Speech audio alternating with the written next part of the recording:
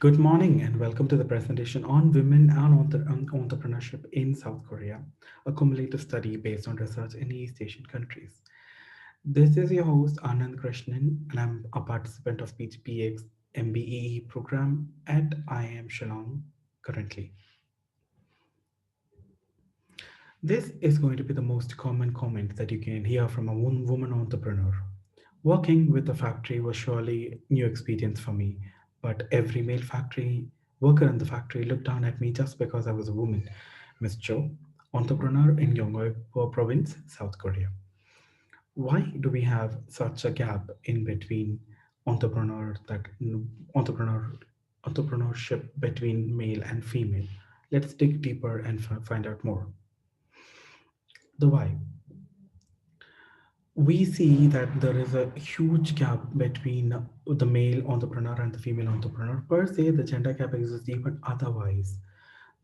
And East Asia has been a pioneer in reducing the gap, and they've almost closed up 69% of the gap. But that's not saying a lot because when you look at it, according to the current trajectory for closing the gender gap across politics, economics, health, and education, the overall global gender gap will close in almost a century. It'll take 100 years to catch up in between in trying to close the gap. So let's look at one of the biggest employer in South Korea to get some numbers as to how prevalent is the current gap in between male and female. So as always, we would take Samsung, since it's one of the biggest employers in the entirety of South Korea.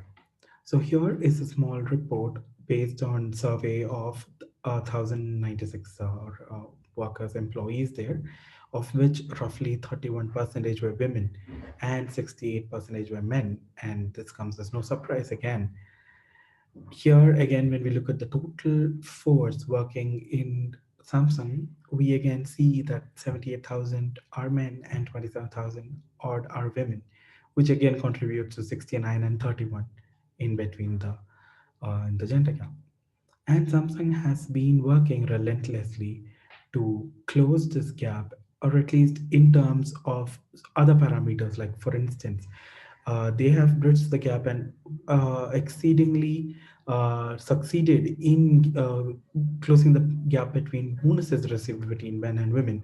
And we see that men and women are almost getting the same payout for bonuses in year over year. Okay. And also, Samsung has been working towards pushing in more women to join their workforce, and they've been giving more scholarships to college students, women especially, to get into their programs.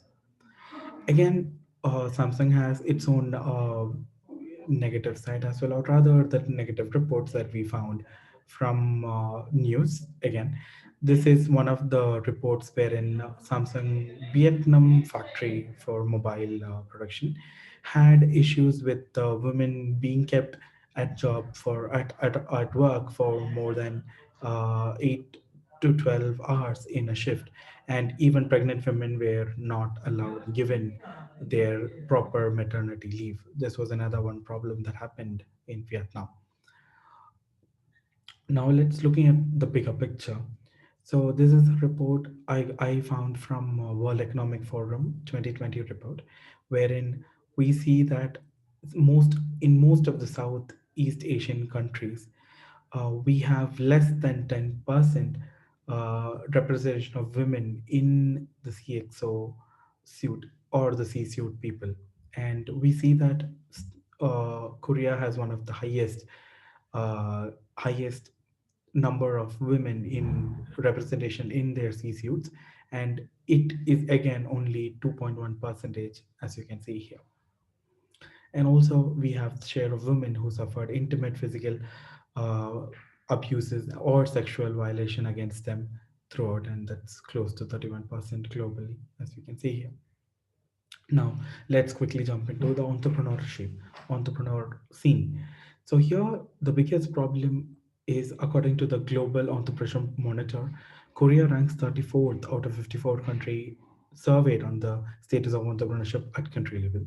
The report also shows Korea's gender equality indicators occupy 29th place in the male female total early stage entrepreneurial activity. That is, in contrast to the mediocre status of Korea's entrepreneurship scene, the numbers are giving us a very different picture altogether. Korea has actually tripled its entrepreneurship scene in between 2008 and 2016. And although such domestic and international reports provide quantitative data, they are not necessarily providing us with uh, necessary qualitative data that we need. Women entrepreneurs in Korea are gaining attention because of their aspirations as leaders in the nation, where only few women take leadership position and contribute to the country's economic development.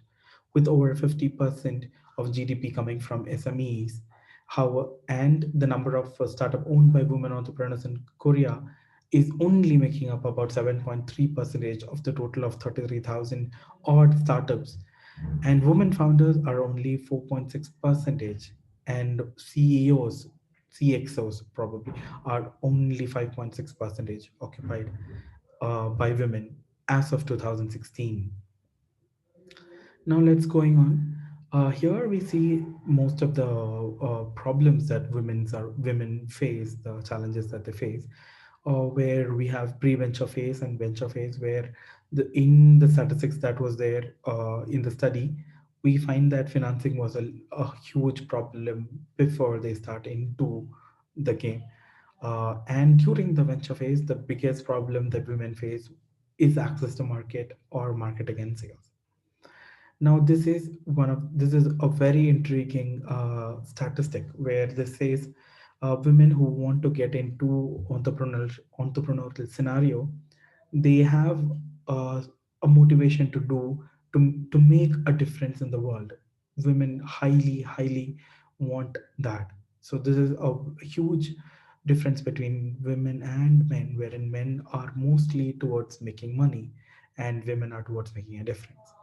And but here we see that the orange being male and blue being female, almost in every single country except for the Madagascar and Saudi Arabia and Qatar, we have more male domination when it comes to entrepreneurial scenario in itself.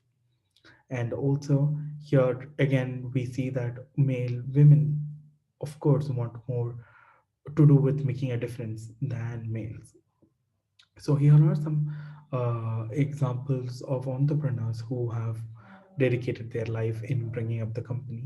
Now let's quickly jump onto some factors that actually cause women to jump into the entrepreneurial scene. It's mostly they are motivated by push factors than men. The need for increasing income motivates women to start a business, while men's entrepreneurial intention is not influenced by the family income factor, basically. When only men jump into that scene when they need to make exorbitant amounts of money, usually. So, and also let's talk about the pull factors that also influence women into self-employment. Is a desire for career advancement, as we saw earlier. Almost 50% of the 400 women entrepreneurs in Korean information technology industry were motivated by pull factors such as uh, entrepreneurial self-efficiency. Entrepreneurial intentions are more affected by self-efficiency than men. Moving on, talking about women entrepreneurs in South Korea, especially the smaller ones, who are usually into dressmaking. Most of the street entrepreneurs, as we call them, had begun to support themselves sometime after marriage, and the ways in which they view their work and life courses vary. Many of them see marriage and greater economic needs that it brought as something that they had forced them to work as street entrepreneurs. For instance, Shin Kyung-gi, in her mid-50s, who runs a sewing stand on the street, conveyed her sense of shock at her husband's sudden retrenchment in 97 and her realization that she would have to work as a breadwinner for her entire family. The increasing cost of the children's schooling combined with her husband's resignation meant the loss of her status as a housewife and wife of a firm manager, and difficulty in meeting their goal of giving their children a higher education. This is another one of those factors which would push a woman into the entrepreneurial stream. Why I was deeply interested in this particular topic was because, as you can see, she is one of my friend. my college friend, who actually started her own entrepreneurship scene because she was so motivated. But she's an Indian, and although this doesn't have a direct relation to South Korean market as such, I actually put her up here to tell you the similarities, how women uh, tackle the challenges that are pressed in by the society while starting to have an entrepreneurship scenario of their own. Now, talking about, before we jump into the conclusion, I would like to actually talk about the culture, the importance of culture for a woman jumping into entrepreneurial scene. A study that I read on revealed the importance of culture in understanding the woman entrepreneurships or entrepreneurs' motivation and challenges, and most of them led to start working in small to medium enterprises after high school graduation.